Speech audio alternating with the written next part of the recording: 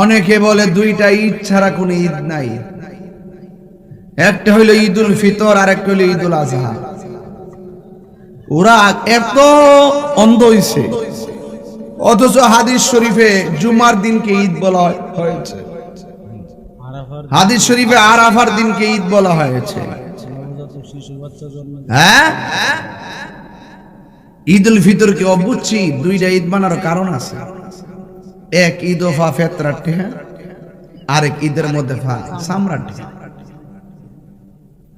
আর ঈদে মিলাদুন নবী সাল্লাল্লাহু আলাইহি ওয়াসাল্লাম পালন করতে গেলে তো মান আনফাকা দিরহামান আলা কিরাআতি মাউলিদিন নবী সাল্লাল্লাহু আলাইহি ওয়াসাল্লাম, সিদ্দিক আকবর বলছেন যেই ব্যক্তি মিলাদুন নবী সাল্লাল্লাহু আলাইহি ওয়াসাল্লামের মাহফিলে 1 দিরহাম পরিমাণ দান করে, সেই লোকটা আমি আবু বকরের সঙ্গে জান্নাতে আমার বন্ধু হবে। সুবহানাল্লাহ।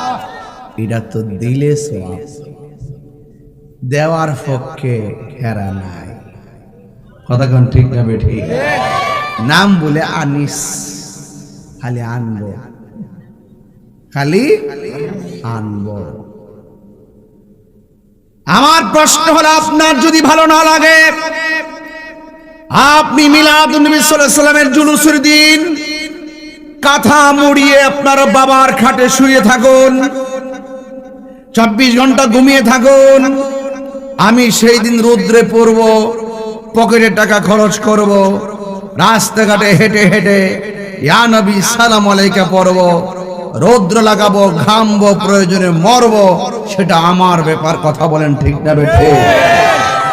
আমি আপনারা বলি না যে আপনি আসেন, বালা না লাগলে হইতা দেন, কিন্তু আমাদের চলার স্বাধীনতায় বাধা দিবেন না।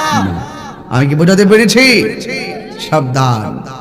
এই নবীর আগমন, এই নবীর আগমনে আমরা ধুলুক বুলুক যা আছে সব কি খুশি। নবীকে ভালোবাসতে হবে জানের চাইতে আরো বেশি।